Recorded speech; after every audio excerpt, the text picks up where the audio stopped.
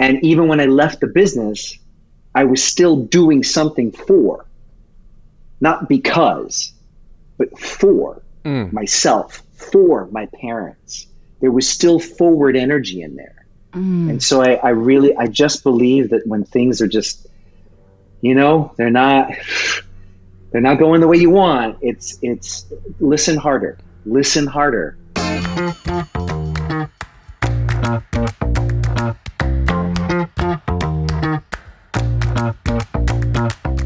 Hi, everyone. Welcome to Was It Chance, the podcast about embracing opportunity and taking intentional risk for your creative life. I'm Heather Vickery. And I'm Alan Seals. Heather and I started off as two perfect strangers who met my notes were half covered by my screen, and I've said this every time. Alan doesn't know the intro. Heather and I started off as two perfect strangers who met by chance and embraced opportunity. Listen in as we chat with other successful people about the risks they've taken to put themselves on a path to creative success. Heather, our guest today is so cool.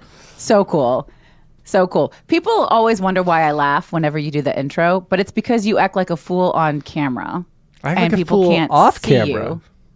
Well, right, but I can see you acting like a fool, and it makes me laugh, and then he leaves the laugh in. I just wanted everyone to understand that. Our guest is so cool. I'm excited over here. We've already had a hell of a chat, and now we thought we should start recording. So I'm really thrilled to welcome Javier Muñoz to our podcast because he's. You guys know how cool this is? Javier is probably one of the coolest dudes that I know, with stage credits that include the 2006 New York Music Theater Festival's off-Broadway show hit All Is Love in the Heights, and of course Hamilton, and Alan loves to call him Sexy Hamilton. I'm just going to call him Sexy Javier because I think that he's earned it. Let's do sexy, full stop. Welcome, sexy. No, TV and film credits include, of course, the 2021 release of In the Heights, Blindspot, Odd Mom Out, Shadow Vaults, Eureka, Central Park. This list goes on and on and on. But he is now starring alongside Jessie Mueller in My Heart Says Go, a musical concept album which is available for streaming right now. And y'all, it's really good. Alan and I were listening to it and like texting back and forth. And did you hear that track? And did you hear that track? And that one sounds like this. And oh my God, it was so much fun. And Javier, welcome to Was It Chance? You mean sexy? Sexy, welcome. Sexy, welcome. I'm literally holding in my laughter the whole time. Let it out. The more we laugh, the more we know we're doing our jobs well. So good. Heather, you had like a little northern thing going. You're like, my heart says go. It's because of my cold. It's because I was trying to hold in a cough as I was saying. My heart says go. All right. Thank you for making me sound like I was trying to vomit on the album. I'm not. It's an excellent album, but I have this nasty cough, and I was like, get through the intro, Heather. Get through the intro. You can do it. Yeah. So, all right. Javi, incredible career, incredible album, by the way. But let's go back to the wee beginnings of little Javi. And you were the youngest of four, you were saying? Yes. Yeah, I mean, yes, I have three older brothers, but, you know, the context in which I grew up, besides the dynamics of the household, I didn't get to be the spoiled youngest kid. I totally was in charge of most things. Which sucks, man. You should have the right to reap the benefits of being the youngest, and I'm really sorry. Oh, it's all good. I'm going to be a spoiled old man. That's what I was going to say. Reap those benefits as an old man. You were saying that, and I loved this. You introed yourself to us by saying, this is my last formal commitment of the week, and the way I am going to disappear. Like, y'all are going to be like search and rescue mission. Javier never existed ever in the history of time. That's how deep I'm going to disappear this weekend. We're going to put the sexy bat signal up in the sky, and it's going to go unanswered. Does it rap? Is the sexy bat symbol a rap? It has that feature. It has that feature. It's a feature, not a bug. That's right. Well, so then when you were a kid, though, what were the chances that got you starting to really notice theater, notice performing, and decide like, oh, this is something that I'm going to pay attention to? Well, it's odd because my family never encouraged me to become an artist. Everyone has and still has a creative streak in them. Like my entire family is like visual artists, musicians, sing, dance, like everyone does something, but no one ever pursued it. So it wasn't encouraged for me to like make a career out of this. So, I mean, just as a hobby, the thing that I can totally tell you, like the very beginnings, back in the days of VCRs, right? Oh, yes. Oh, yeah. Okay. So some kid somewhere is like, VCR? VC what? The children, they're like, you what? With the tape? Yeah. I had to explain to my kids Yes. what a CD was the other day. That's how old we are. God. I'm going to go find my teeth. I'll be right back. So I would record, we didn't have cable. So I would record Friday night videos, New York hot tracks, 2 TV shows that were on Friday nights, between 11 and 1, right? So I got to stay up late because it was a Friday night, and it was just music videos, right? All the hot music videos. So I would record these, and then I would record every episode of Fame because that came on after school at like 5 o'clock. Yeah. So then what I would do is I would learn the choreography of the musical numbers on Fame. I would teach it to myself, and then I would choreograph, I'm doing air quotes, my version of the New York hot tracks and Friday night videos, pop videos. So like I'd put on the Michael Jackson video, and like I couldn't really learn the Michael Jackson choreo, but I knew the Fame choreo, and I would put the Fame choreo to That's brilliant. It was mashup from an early age. Totally. Yeah. But like that's like my first inklings of musicianship or artistry was contemporary music and dance.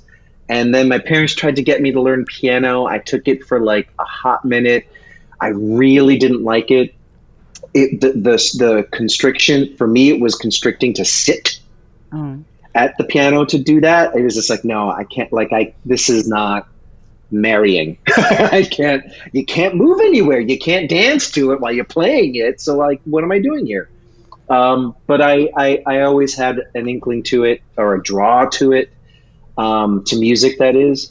But really, I think it's high school when I really discover this, because I saw, as we went to school trips to go see shows. I remember in 3rd grade we saw Big River. We took trips to Lincoln Center. It was always sort of percolating or turning around my head. It was all peripheral.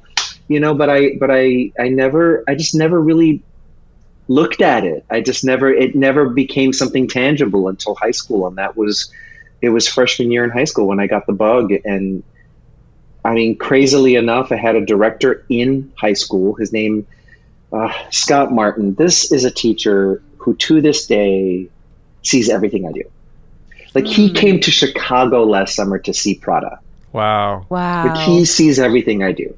So he was my first and my last high school director in the 4 years of school.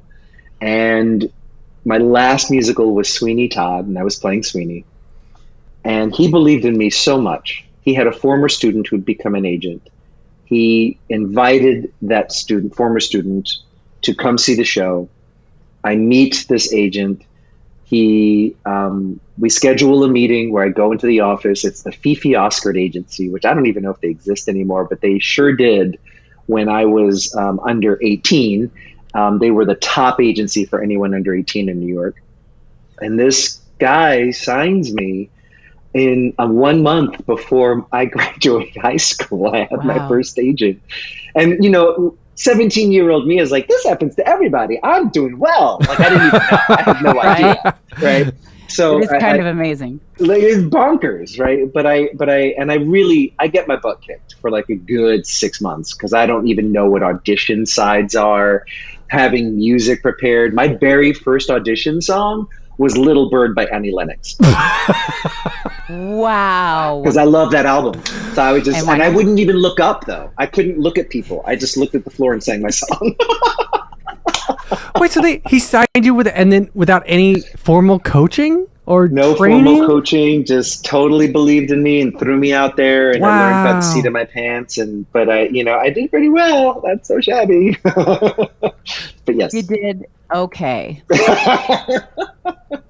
Yeah, but wait. It worked out. So where did astrophysics play into this? That was my whole life. Like all that I loved growing up was science. Because I know from a previous conversation that you originally wanted to be an astrophysicist. That's why I bring 100%. Yeah. Yes. So I literally I'm trying to think what was the first inspiration of that.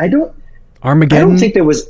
No, I actually think it was television. I think I fell in love with like science fiction movies. Like, I don't know if you remember, there was a Disney animated film way back when called The Black Hole. I had the lunchbox. That's amazing. But like, I remember that movie being so clearly in my mind as being like one of my first favorite things that ever existed. Like that, and of course the Star Wars movies, and I had that lunchbox as well. There was something else. There was like science fiction that was totally E.T. E.T. was such a big deal for me. Yeah. So like all this stuff was again, right? We didn't have a lot growing up. We grew up poor. So whatever was on television, whatever movies I saw, that's what I was absorbing. And that's what I was, being drawn to. So I really believe my attraction to science and to astronomy, really, later astrophysics, as I got more detailed about it, but I was drawn to, my imagination was drawn to it. And I just remember feeling how boundless it all was. And then in 5th grade, and this is a fantastic story, my teacher, Mrs. Baker, she took us on a camping trip, and it was my first time camping. I'd never gone camping. I would later, take camping trips with my brothers and my father, but this was my very first time going. And I remember I was walking from the showers back to our camping ground, and it was night, and of course there were no lights, and it was the first time this like city boy saw a true night sky filled with stars. Mm-hmm. And I couldn't even comprehend it. It just didn't make sense to me. I knew about planets, I knew about our solar system, but that many stars didn't make sense to my brain. And I remember that being this moment of this, I need to do this, right? This is what I want to do with my life. And I was all about astrophysics. I remember one Christmas, my family bought me a telescope. They didn't actually help me learn how to use it, but they did buy it for me. I got to see the moon at least, I couldn't really figure out the rest, but it was the practical thing that I was going to do. And it was the reasonable decision for a career according to how my family lived their lives. I have an interesting astronomy story to share with you. You will appreciate this. So first of all, my youngest, who does get to reap the benefits of being the youngest, is obsessed with space. And I have learned a lot about it in the last 10 years through her. When I was in college, I had to take one more science class to get the science credit to graduate from college, right? Final semester, senior year. Right. And I'm an English and theater major, right? Like I'm such a nerd. It's all about words. I don't math. Like we don't do any of that. And so my advisor calls the physics teacher and says, "Oh, you teach this astronomy class. Okay. How much physics is actually in the astronomy class?" He's like, hardly any. You guys, I wish you could see Javier's face right now. He's like, hardly any. She can totally take this class. That class kicked my ass. And I'll tell you what saved me, because the teacher was a cool dude. I was for sure going to fail and not graduate from college. And at the very end, he said, if you can present a creative project based on one thing you've learned in this class, I will pass you. Because I took it pass fail. You got to get a C to pass. Okay. Right. Okay. So I wrote a poem. And he was like, it's beautiful. And I passed the fucking class. But that class was so hard. It's all physics, you guys. Astronomy is all physics. It's all astrophysicist. That's why I made that face. It's like, oh, there's hardly any physics. It's like, yeah. What it's are you literally in the name. It was insane. And I love that your little 5th grade brain was like, yes. And so now I know about you that you use both sides of your brain really beautifully. I'm actually curious how that math and science brain has informed your art. I honestly, it's one and the same. I never felt like because science, really, all of it is just exploration. It's curiosity. It's asking questions. It's looking for an answer. It's taking everything apart. It's literally taking things down to their core. That's what you do with a script. You sit with a script and you dissect these characters, and you're mining the material for everything it has, right? And that's the same part of my brain. And then the math, I mean, that's just putting it all together, right? And it certainly helps with the choreography and the music, but it's just putting all the elements of things together. How do they fit? It's honest. I've never felt like I sacrificed my science brain at any point to do my art. I'm literally always looking at everything and taking it apart. That's so cool. That really is. I love that parallel because it explains a lot about why I find so many nerds in the theater, science nerds. Oh, it does. Have you been consciously aware of that all of these years, that you're using that science brain to do this creative thing? I don't think so. It's certainly not when I started. I don't think I really actually. I don't think I stopped to think about it until maybe my 30s, when I was actually trying to figure out who I actually am. Yeah. Because your 20s are just an extension of your teenage years. You're just a mess. And then you hit 30 and you're like, oh, adulthood. Oh, this is adulting. Your 30s I got to do this for real. Your 20s are basically like, now I'm on my own. I can do everything I wanted to do as a teenager. And then by the end of your 20s, like, oh, shit, my parents were right. I shouldn't have done half those things. Literally, I look back and I think, thank God there was no social media in my 20s. Yeah. Oh, dude. Yes. I'd be done for, y'all. Done for. Wouldn't we all? Oh, my goodness. All right. So if we're talking about embracing chance, you had this incredible teacher who saw something in you, believed in you, which, by the way, I saw Prada in Chicago last summer. Heather's in Chicago. I'm in Chicago. Yeah. Which is very cool. We're going to take a quick break. Stay tuned for more of the episode. And now we're back. And then you get signed, like with no real experience and not even, you weren't a good audition, any of that. What happens after that? The universe has been looking out for me my entire life. Like this is, you don't want to talk about chance. My first audition, my first professional audition, is for a backers audition of a new musical called Miss Lulu. The creatives are behind the table. It's my first thing ever. Very much so. I looked at the ground and couldn't look up, and I sang Little Bird. And they called me back. I get a call back, and they work with me, and it's long story short, I book it. I booked my very first audition. There's a million after that I don't. Trust me. There's a million after that I do not book. But my very first one I do. And it turns out that this production company run by these two people also have a sister organization that's a not-for-profit. So their not-for-profit uses theater to teach literacy in the 5 boroughs of New York, in the highest rated illiteracy neighborhoods and communities and school districts that we have in our city. They take such a liking to me that they hire me.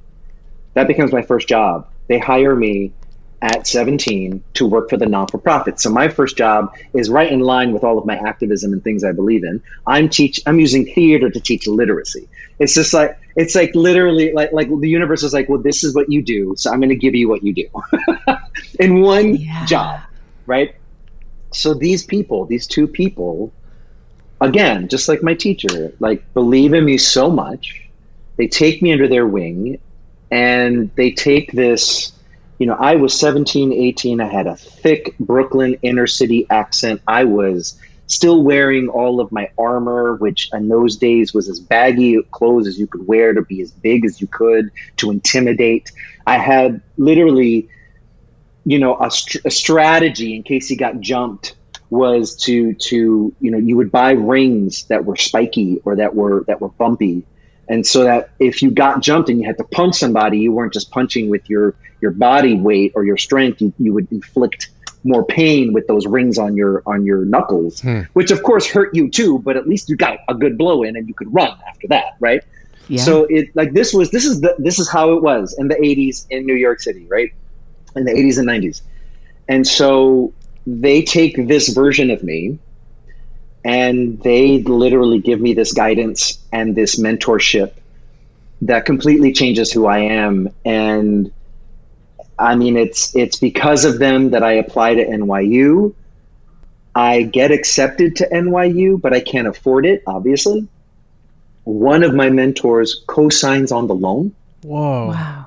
So that I can afford to go to school because my parents' credit is too poor. And I spend so I did 2 years at Brooklyn College. I took a year off.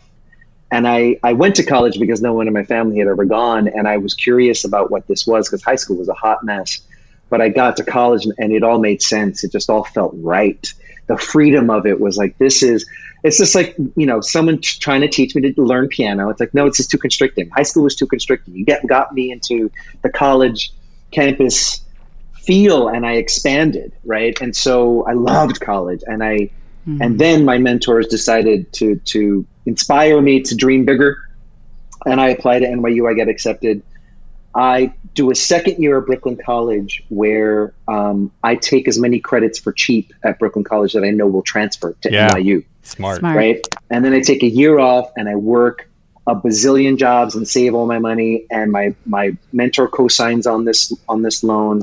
And then that 3 years to get me to NYU, I'm 20 years old when I start NYU. And I do 3 years at Tisch. And it's through these two mentors of mine and my experience at Tisch that I blossom into this person who could finally leave the violence and the poverty and all the ways that our structures hold someone like people like my family and myself down.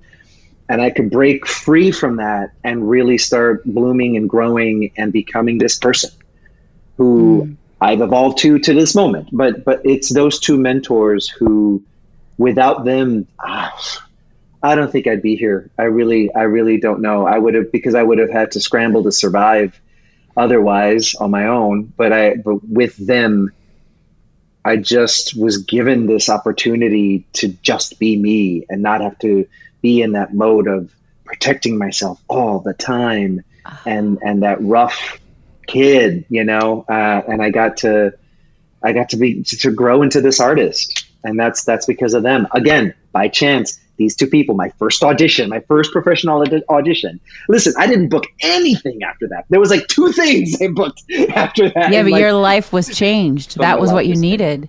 Yes. Well, and what's so fascinating to me, now I feel like we can see this from you when you're on stage, but now that I'm sharing this virtual space with you, you are such a cerebral, soft, tender person. Thank you. I like to be that. Yeah, it's so obvious. And I'm curious because you described your tough guy exterior, which was really required. It was necessary for survival. As you started to shift out of that, what surprised you most about yourself? Wow, that's a really great question. Wow. It's funny. I don't know that I ever. It took me a long time to be introspective, I guess, or insightful or observant of myself. It wasn't that was a skill I learned through my mentors, actually. But I remember sitting in the lobby of the Tisch building, and it was spring. It was the start of spring semester. And I was part of, again, my activism, there was a program called the AmeriCorps program under Clinton. Mm-hmm. And the only arts division of AmeriCorps existed at Tisch.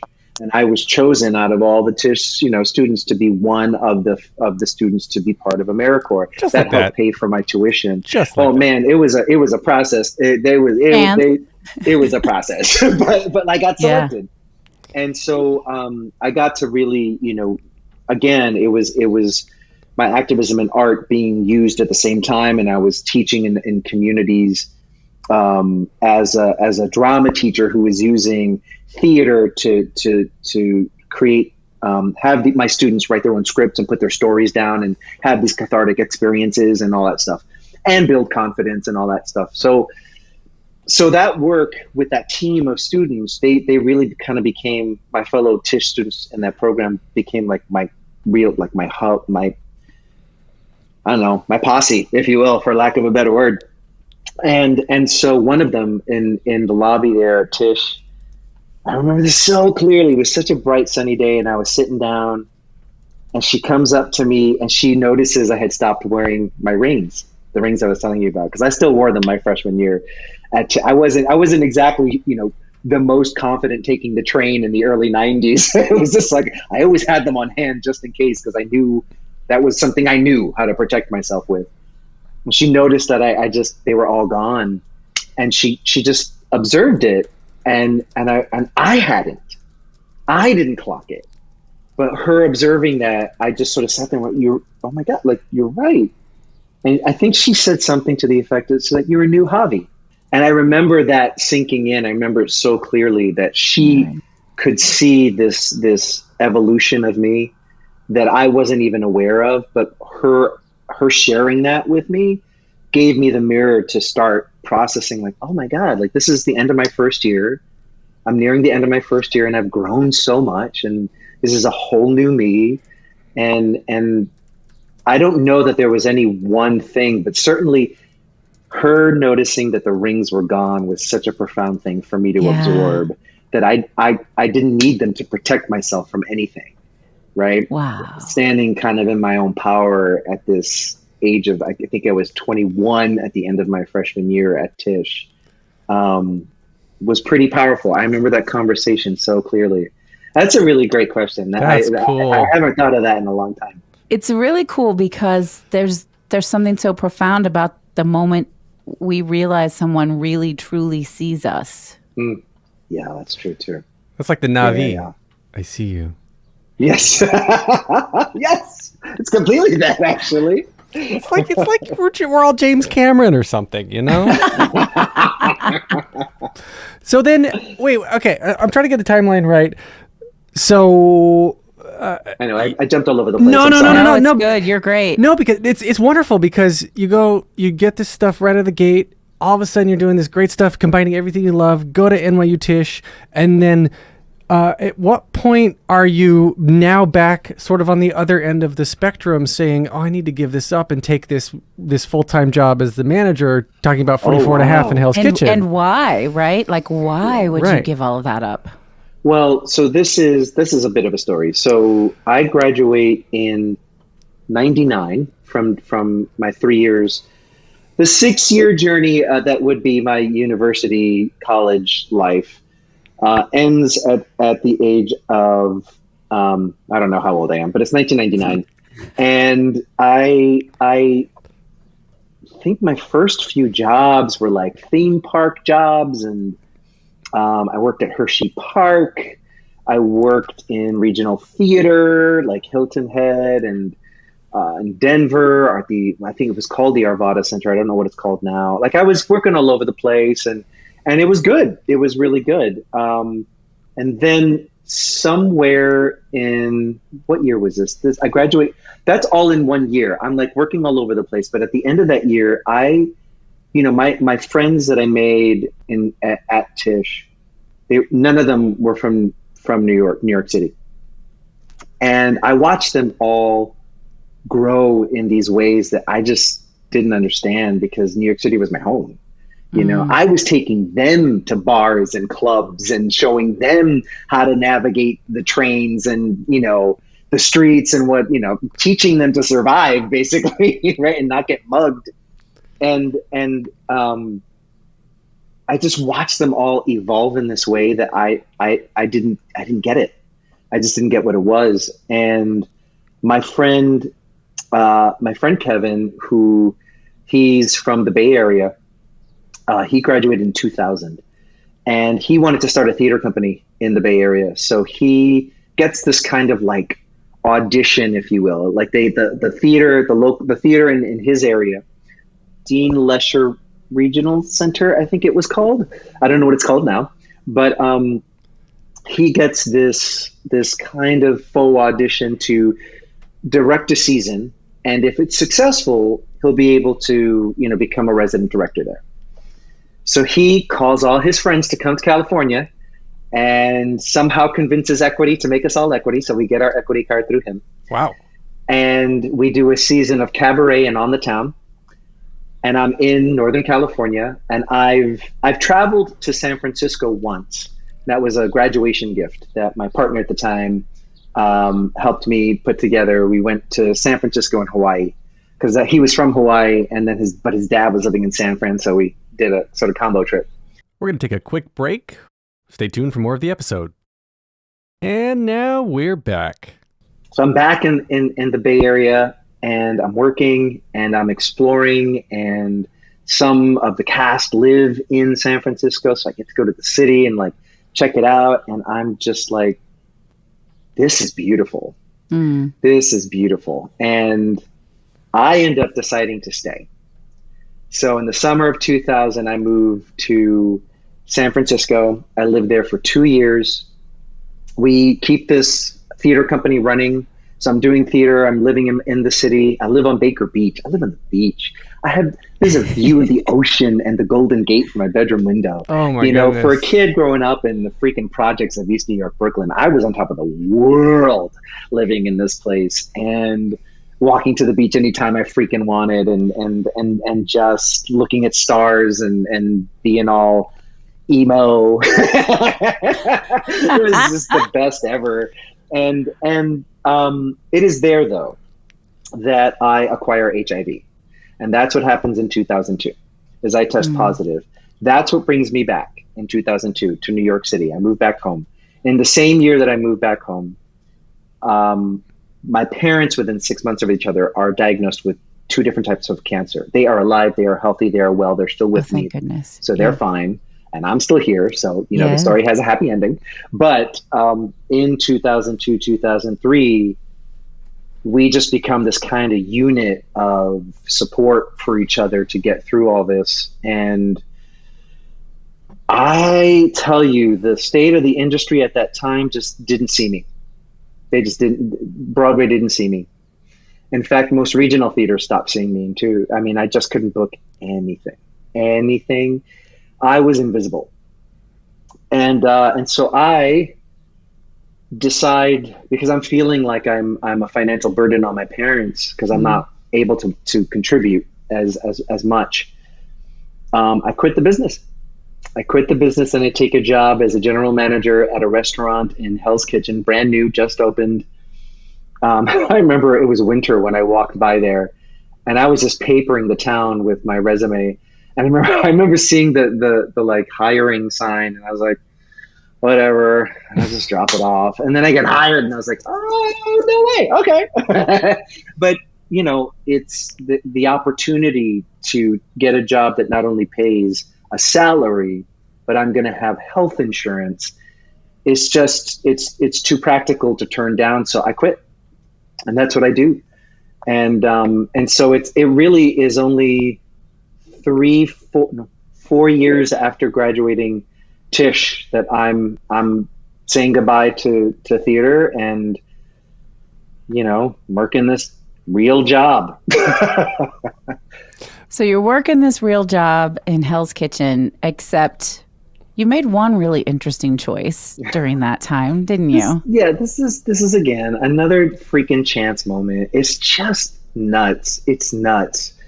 So my friend Josh Walden, who was part of that theater company in California when we were there, but he came back to New York at the end of summer of 2000. whereas I stayed. And he's written his first musical. You may know Josh. He's been a Broadway baby for quite some time. He's doing his own thing, directing now and choreographing. He's all over the place. He's amazing. Oh my God, I'm the worst friend in the world. They are amazing. They just came out not too long ago as non-binary. Josh, forgive me. He's still teaching me and helping me learn. And I apologize to anyone who heard that and everyone who hears that. I am still learning to catch myself.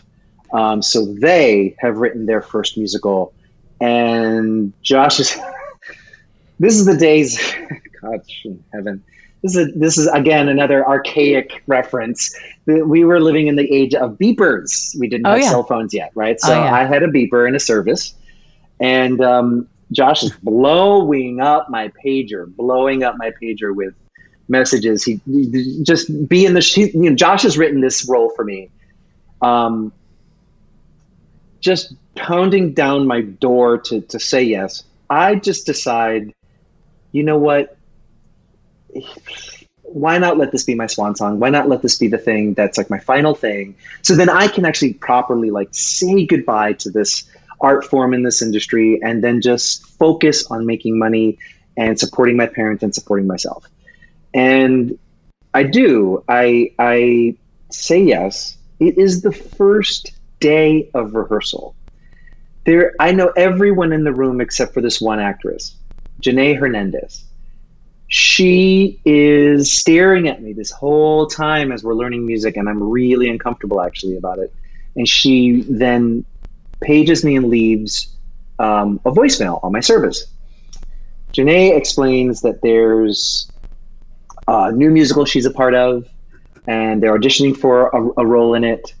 And she thinks I'd be perfect for this thing. And I'm just feeling like that's the universe knocking on your window, like open the window. So I invite her to the restaurant in between shifts, lunch and dinner, and we sit at a table. She hands me the script, the CD of the demo, which I pop into my portable Discman. Because I'm a man of technology. Coming up, yeah.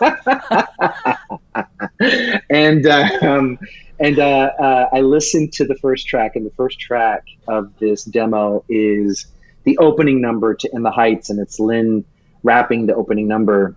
And I'm already just blown away by what I hear. And I ask her, can I take this all home and reach out to you tomorrow with an answer, whether to audition for this or not?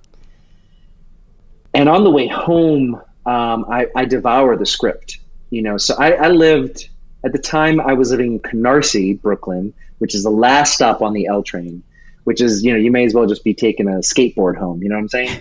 So I'm coming from Hell's Kitchen home to Canarsie, Brooklyn, and plenty of time to read my script. Then I get home and I devour the demo. And this is a time in our industry where a Latin artist is not going to be considered for anything other than a thug, a drug dealer, a sex worker, whatever have you. Mm-hmm. We're caricatures of ourselves. The industry doesn't take us seriously. So I am listening to this and reading this, and there's no drugs and there's no crime, and everyone on this page has integrity and dignity and authenticity, and this could be my family on this page. I would be insane to not audition for this. So I say yes to the audition. It's for 2 weeks at MTC. I walk into the audition, and it's Lin and Tommy and Kiara and Bill Lax on the piano. I sing Praying for Time by George Michael, and that books me 2 weeks at MTC as Lincoln, who was Nina's brother, who was later cut from the show, and is the beginning of my friendship with Lin, and is the beginning of how we work together and how we create the role of Usnavi together. And that's the building blocks of how we create the role of Hamilton together. Something you told me earlier that I think is so awesome and needs to be mentioned again here was that it was your parents who were like, you've got to do this. Yeah. So they come to, at the end of the 2 weeks, we have two presentations on the same day. And I invite my folks to the final presentation of the two. And, we're all done. We all wrap up. I say my goodbyes. And, I think Dad drove. Yeah, Dad drove into the city. So I'm not taking the canoe home. It's just the actual car, get home at a decent hour.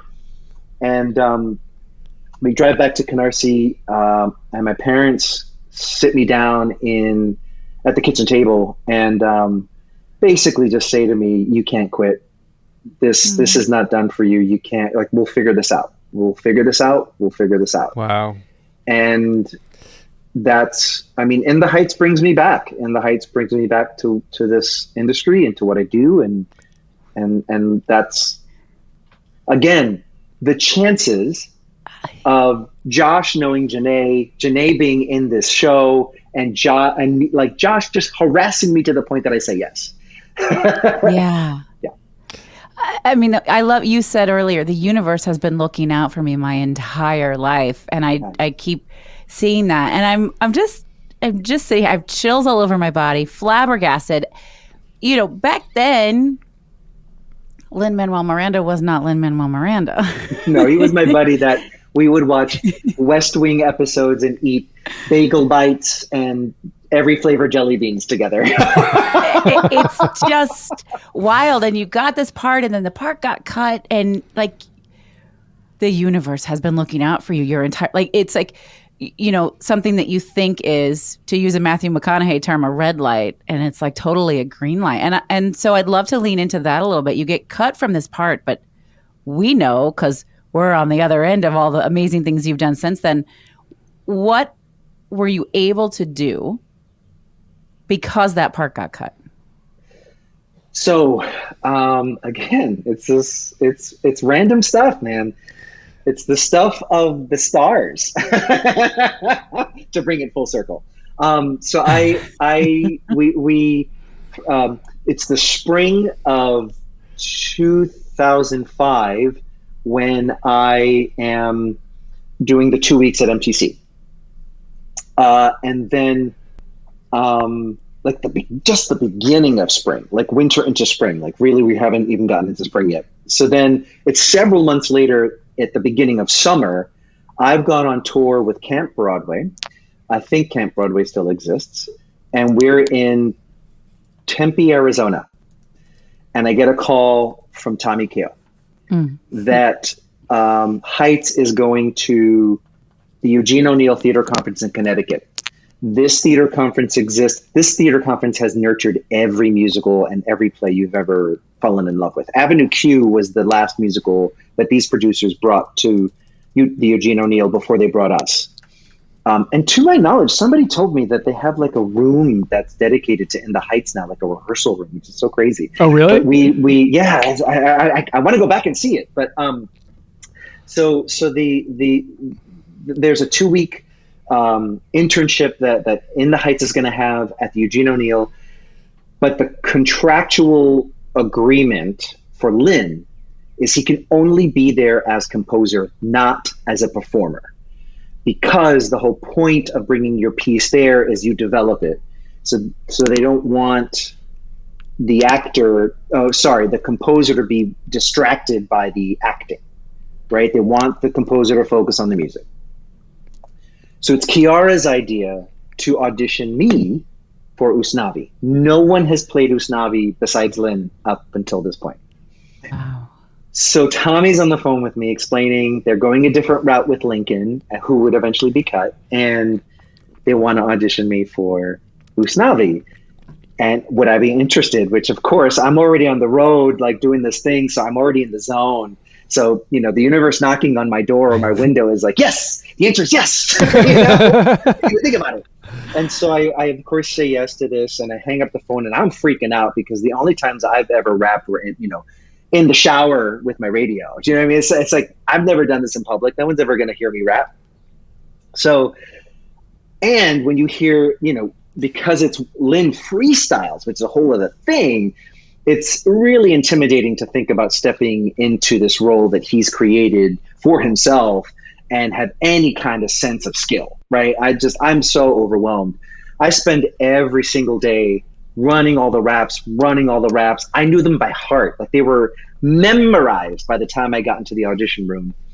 But I go in and I tell you, it was Ripley Greer.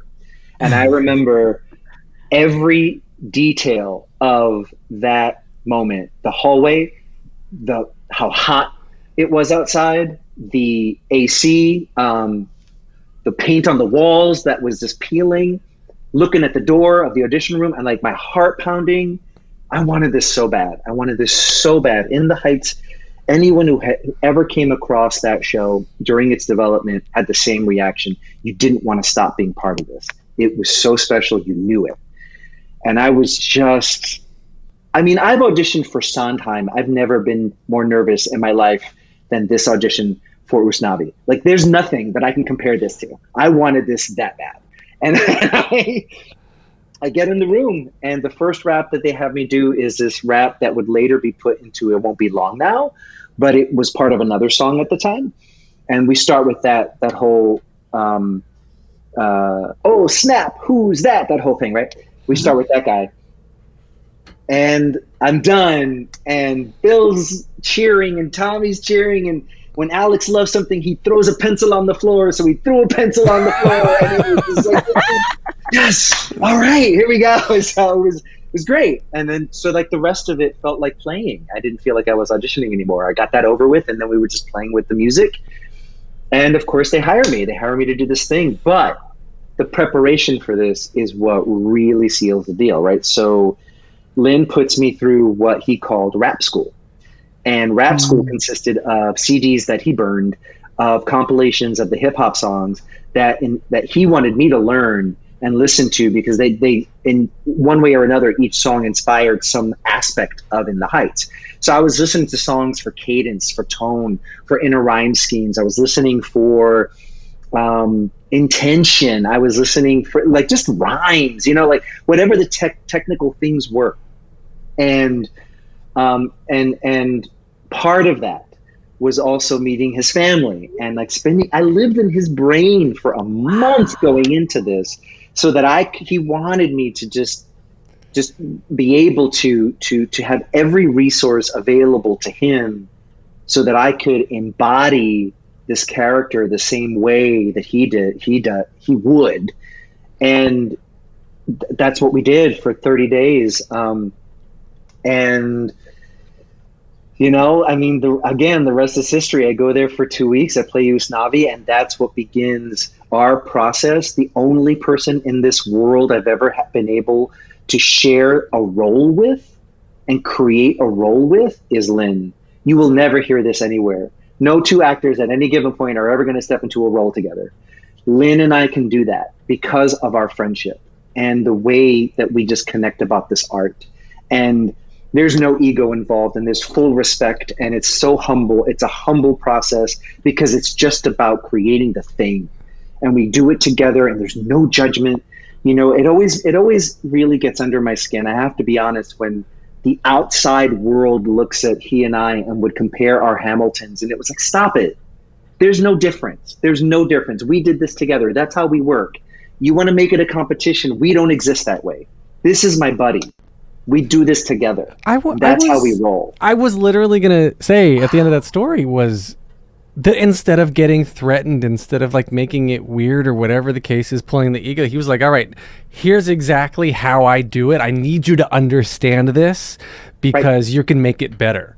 Like that's it. Just I think it speaks to who he is and who you are. Yes. And Lack and Kale and all these people that we've talked about that just fucking love making art for the sake of making art and making it 100%. Better. And you're part of that camp, man. It shows. It's so obvious. It was so cool. And so this little thing called Hamilton comes along. Was it like, okay, so we're going to do this again? Like what was the conversation? Yeah. That was actually the conversation. So long story short, I'm with the development of Hamilton from the get, right? From the very beginning when it's like 6 songs and we're just at music stands and Lack's at the piano and it's the Hamilton mixtape. And we develop it all the way until it's a 1-act and then a 1-act into 2-act. And then I leave the process right before the lab because when they came up with the concept that Lawrence was going to be Philip, because Lawrence was being written for me, and I'm standing there with Lin trying to play his son, and it was ridiculous. I'm taller than him. I'm older than him. I cannot make myself small enough to be his child. They have to go a different route with this. Thus, we get Anthony Ramos, and thank God, because look what's happened to him. Amazing. Right? So, like, another, of course, that had to happen, right? There's no other way. So I leave the process. I go to OSF. And while I'm at OSF, I get contacted to come back.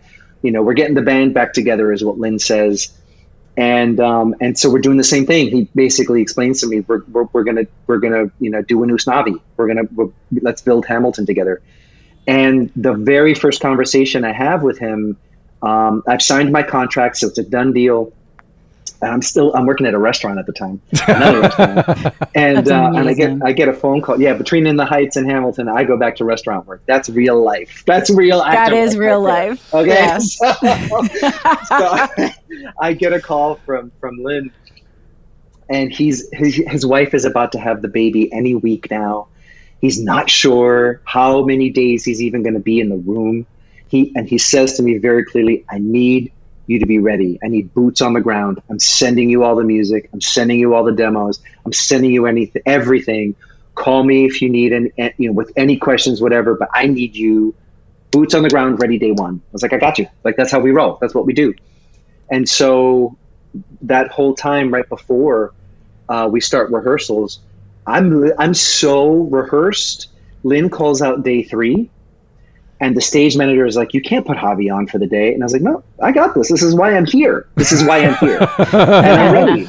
And we start with my shot. And it's like, bang, out the door. And like, no one in the room, unless only the folks from In the Heights who are in the room, know that this is what we do. Yeah. Everyone else is like, what the hell is happening? What is going on? Wait, is Javi taking over the, they're so confused. They have no idea. Like, even Renee at one point pulls me aside after we've just staged a scene and goes, you can't be that good. You can't go up and be that good. I was like, Renee, this is what we do. Because she was scared I'm going to get fired, right? Because I'm too good. I'm like, no, this is how we build a character. Like, it took her a minute and everyone in that room a minute to adapt to the fact that this is how Lin and I work. You will never see it anywhere else.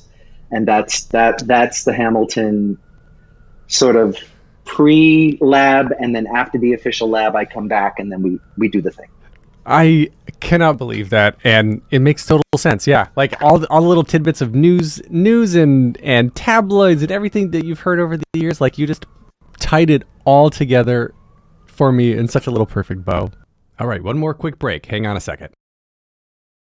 All right, here's the rest of the episode. So Hamilton and In the Heights, of course, inspired so many people and have been around for a while. And now I think it's a great transition to get into My Heart Says Go. Okay, wait, no. We have to wait one second. Wait. Okay. There's one thing talking about just really cool chance in your life. Just so happened that when you were before you had the full role of Hamilton, Lin was, he had the day off, no big deal. You just happened to perform in front of the president, and Beyonce and Jay-Z. Oh, yes. Okay, those are two different things. Okay, so we were still in previews on Broadway when news came that President Obama was coming to the show. He was coming on a Saturday matinee. I, as the alternate, so for folks who are listening, the preview process is the last time that creatives can change the show. So Lin was going to sit out for 3 performances where I was going to go on, so that Lin as composer could see the show and make any last changes he wanted to before opening night, in which our show would be frozen, right? No more changes. So the very first performance that I'm booked is a Saturday matinee. That's the date the president chooses to come to the show. Another chance happening. I'm on my way. I'm already at the train platform on my way into the theater. I'm living in Queens at the time, in Astoria, and I'm waiting for the yellow line. And Tommy calls me, another Tommy phone call, and asks me to come in early. I'm like, I'm already waiting for the train. I'll see you in 15 minutes. But I spend the whole train ride going, what did I do wrong? What did I do wrong? Tom is going to fire me. Tom is going to fire me. I screwed up. Oh my God. No. I'm totally freaking out. I'm not thinking it's anything good, of course. I'm like, no. I did something wrong, right? So I get to the theater and Lin and Tommy are sitting in the house orchestra right by the pit. And I come over to them and Tommy is explaining to me that the president is coming and he's coming for that performance. And in my head, I'm going, oh, it's okay. Lin will go on and maybe they'll give you another one, but at least you'll get 2. And I kind of hear what Tommy says. And I say, what? And then Lin looks at me and says, and you're going to be great. So what I didn't hear was Tommy tell me that I was still doing the show. And Lin telling me, you're going to be great. Oh and my I was God. like, I'm doing this. I'm still, okay. Contain. And so Tommy wanted me to know first before telling the cast. So, and he literally said to me, go off, have your moment, so you can come back and then we can tell the cast. And I did. I went to my dressing room. I freaked out. I let all the emotions out. I came back downstairs. We all gather, house right for Tommy to break the news that, hey, the president's coming and Javi's doing the show. And Renee from the back row goes, what?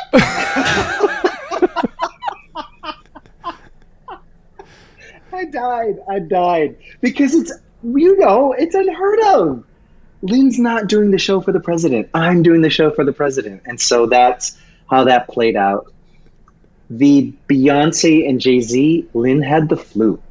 Oh, man. So I went on for the first time. I had my first 10 shows in a row that I got to get the reps, because I was always the Sunday guy, but now I could finally learn how to pace each show. And one of those nights, Beyonce and Jay-Z come, and Lin to this day is still pretty salty about it. Obama, not a big deal. I did that whole White House thing, but Beyonce and Jay-Z, you motherfucker. Beyonce, he cares about. Jay-Z, yeah. Obama, not so much. It's so crazy. That's phenomenal. Oh my God. I love that. Yeah, when you call a company into the house like that, that's usually not good news. I would think. Usually. Yeah. Like we're getting our closing notice early. Like, no, the fucking president's coming, so you guys better be okay. That's amazing. But I also love that says so much about who you are, about the type of performer you are, but your character as a human. That there was never a question. Well, Lin's like, no, this is the plan. This is the thing, and you're going to be great. You are amazing. Oh, thank you. Thank you for that. That's generous. Thank you. Okay, Heather, now can we transition? Yes. Do I have permission? Yes. Okay. So, Hamilton and In the Heights inspired many people, including the composer of My Heart Says Go, which you signed on to do before even listening to the whole thing? Yes. So I got an email, it was an offer, it was a direct offer. And I get this email from my reps. Basically, Matt and Jorge made up their mind. They wanted me to play the father. They offered me the role. There was a character description in the email. And so I kind of got a kick out of the synopsis because it reminded me very much of the plot line that Lincoln had. Because Lincoln and In the Heights had this whole rift with his dad. Lincoln wanted to be a songwriter. His father wanted him to take over the taxi dispatch. And so there was this whole plot line of them going to head until Lincoln got his wish, right? And that's very similar to the plot line between the father in My Heart Says Go and his son. And Indigo, his son, wants to pursue music as an artist, and his father wants him to go to med school and be practical, so definitely something I could relate to. I was like, it kind of sounds like the story you told us at the beginning of this conversation. Right. So, I read this whole synopsis and breakdown, and then I put on the first track. The way, and I have to backtrack a little bit here. When I was doing the MTC, the 2 weeks at MTC, Lin would send new music or changes to music on MP3s that he would record on GarageBand and then send them out to us. So I remember sitting at my desk in Coney Island, that was right in front of the window with my headphones on, listening to Lin, singing and learning my music. And that's how I started. That's my first, experience working with Lin. And I'm listening to this first track that Jorge is rapping to. Jorge, the music and lyricist for My Heart Says Go. And I'm listening to his cadence and these rhythms and the structure. And it is so inspired by Lin. It's so clear to me. I get about 20 to 30 seconds in and I stop it and I email back, yes, this completely reminds me of In the Heights. I have to meet this kid. I have to support this. Yes. Yeah. That was You it. should see my text thread with Alan. I was like, this really reminds me of Lin's stuff. Yeah. Yes. Cause you can see the influence and like, how beautiful is that? It's when you listen to In the Heights, there's so much of who influenced Lin all over that. Yeah. It's just the cycle of things, right? So now we all get to meet Jorge and how, and see the voice that he's going to evolve and become, but it's born from this In the Heights sound that was created. So, and then now Lin is calling you up, asking to be your understudy for My Heart Says Go, your alternate. So you're like, listen, dude, we can create this together. I got you.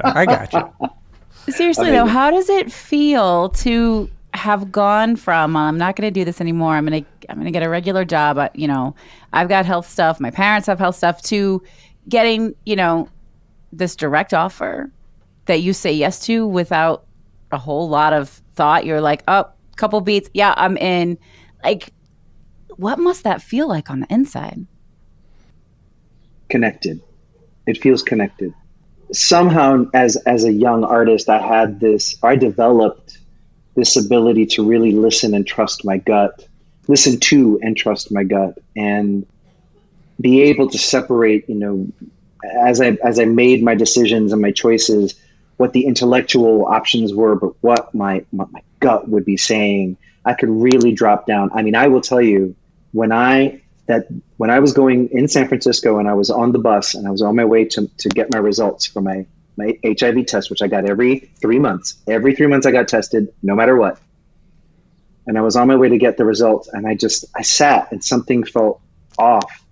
And so I literally turned off my music, closed my eyes, and just listened way down deep to my gut. And I knew my test result was going to be positive. And it was.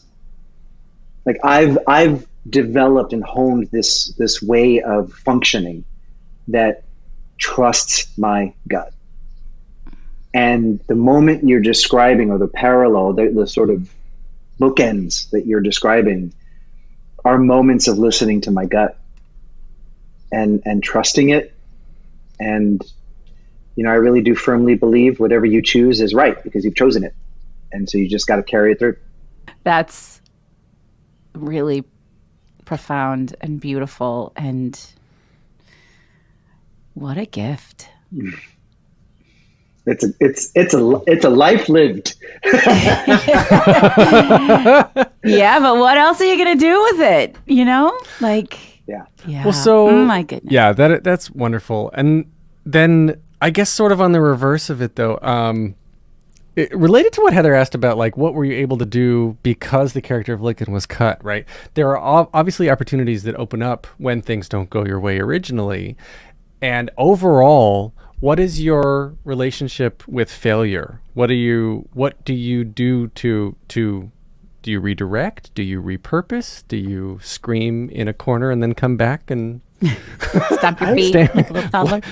Like my kids? I don't, I gotta say that I don't know. I don't have when I think of what someone might call a failure, it's not defined that way in my mind. When things don't work out or don't go my way, I really do trust that it's for a reason, and I have to listen harder, listen deeper, pay attention, because I don't know when the next thing, or the reason this didn't work out is because something else is coming, or someone else is coming, or some other experience is coming. And it makes me listen harder so I don't miss it. And I think the only situations in my life that I look at or view or define as failure is when I've hurt someone.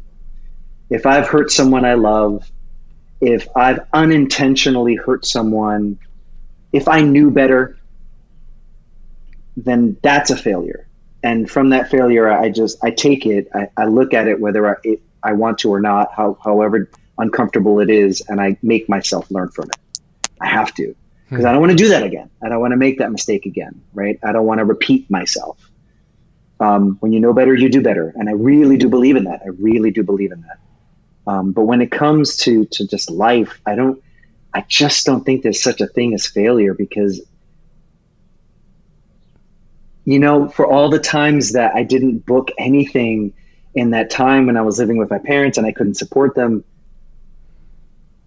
I didn't stop. I never stopped auditioning. I didn't stop believing in myself. I didn't stop trying. And even when I left the business, I was still doing something not because, but for myself, for my parents. There was still forward energy in there. And so I just believe that when things are just, they're not going the way you want, it's listen harder. That's trusting your gut again too. It's the exact same thing. I love that notion of doing something for forward motion. I'm going to sit with that like all day. That is really... I've never heard it like that. Now is when you ask what his human design is. I've been sitting here thinking about it the whole time. I know you are. I absolutely have. Are you familiar with human design, Javier? I don't know if I am. I don't know. So human design is the study of several different ancient philosophies, and it's here to help us understand how we are innately built and designed to move through the world, to make decisions, to engage, to inform, to share. Okay. And last year I got certified in it. I'm kind of obsessed with it, and it's really cool. And I will not lie, Alan, I do want to pull Javi's human design chart. You totally need to. Okay. What does that mean? What do I do? I'll have to send you an email if you share your birth information, birth date, birth time, birth location. I can pull it if you want to know. But there are 5 different types, and I don't want to spend all of our time doing that. But there's manifestors, there are inventors, creators. I'd be really shocked if Lynn isn't a manifester, because they come up with shit that no one's ever thought of. And there's generators and manifesting generators, and they are the ones that take an idea and then blow it up and make it amazing and get all the shit done. And then there are projectors, which is what I am. We're here to guide and lead and help other people step into their power. Wow. And then reflectors are really people who are they're kind of softer in the world. They take everything in and they reflect things back. They're mirrors for people, and it's just a really fun thing to do. I'm surprised you brought human design. I wasn't going to. I was going to control myself. But earlier, I was like, Javi, do you know what human design? Because I really want to pull your charts. I'm going to send you the info. You've sparked my curiosity. I'm going to send it. All right, Javi. Well, where can we connect with you? Where can we find you online? Of course, my heart says go everywhere you stream your music. Yes, and please listen. It's fantastic music, and literally it's available everywhere. You can find me mostly on Instagram, Javier M Official. There's a few knockoffs that have popped up recently, but that's me, verified. And I'm still on Twitter. I don't know why. I dabble every now and then. If you're not on Instagram and you're only on Twitter, you can find me at J Muñoz actor. But that's sparingly. That place is a mess. It is. It's true. But I'm still kind of there. Javi, this was amazing. Thank you so much for being here with us. Hopefully you had a good time, and then I had a great time. Good. Thank you. Thank you, man. It's so good to see you. Thanks, as y'all. always. Thank you for having me. Holy shit, Javier Muñoz. This is a hard thing for me to say because I love every guest we've ever had. We have the best fucking Don't compare our children. exists. Don't compare our children. I think is my favorite. Don't do it. Don't. Nope. You did it. You did it. Javi, You're gonna give all our other children complexes. I'm sorry. I love you. Okay, I love you all equally but differently. But this is really special. Yeah, Javi has such an incredible outlook on life, on career, on family, on literally freaking everything. And something really monumental that we didn't even touch on was that he beat cancer while he was in Hamilton. I know. So they should go listen to the episode he did with you on the theater podcast with Alan Seals. With Alan Seals, yes. I did a solo episode with him, which covered almost completely different topics. And so that's what I love about you, by the way, that you bring such a wonderful and refreshing perspective that's just, different and not me. But yeah, we covered so much different stuff. And like at the end of it, he was just like, you know what? Everything is just an opportunity to move forward. I love his response about failure, right? He's like, it's not really a failure. It's just moving forward in a different direction. And I think everybody, like, have your moment and then just continue moving, because you're gonna do something equal or better if you just keep going. Yeah. I just keep hearing him say the universe has been looking out for me my entire life. He is just so pure, and I'm not trying to say he's perfect and doesn't make mistakes and that he doesn't know how to party, or I'm not saying that, but like his heart is so genuine. Not a party. Right? Well, because he's like, I'm thinking about all the crazy things I do and how I, mess things up, or when I get wild. You can tell when somebody's intentions are pure, when their heart is pure, when they're he really stands up. He stands up for what he believes in. Yes. Yeah. And he believes all the way. Right? Like he just totally trusts the process and the universe and himself. And it just was really, really fun to just be witness. I don't know that you and I have ever been that quiet in an interview. Oh, I know. And I just want him to continue to talk. I want him to just read me to sleep with his life stories. I want him to read his own memoirs to me. That's it. He needs to write his audio. He needs to do his audiobook with his own memoirs. Yes. And I will fall asleep to that every night. Javi, we want you to write your memoir. We want to be your media agent. We want to be your press partner on it. And you know what it's going to be called, right? Sexy Javi. The memoir. I love that. This is so great. I hope that y'all listened, and really go listen. I'll link it in the show notes as well, but go listen to the interview that Alan and Javi did together, because it went a totally different direction. You're going to learn so much more, and you're going to love it, because if you're like us, you just cannot get enough of Javier. If you like the show, and we really hope that you do, we would really appreciate it if you would subscribe, follow, write a review. Give us, those 5 stars and write a little review so we can send screenshots to each other and be like, fuck yeah, you're the shit, man. Screen snots. I said shots, not snots. Yeah, tomato. Oh, stop. Shut the fuck up, Alan. How can folks contact us if they want to tell us they love the show, tell us how they're out embracing or that they chance, hate the show, any of that, or that they're not embracing it? Yes. Was it chance podcast@gmail.com, or was it chance on the Iggs? We're there. We're listening. We want to hear your stories. We respond to everything directly.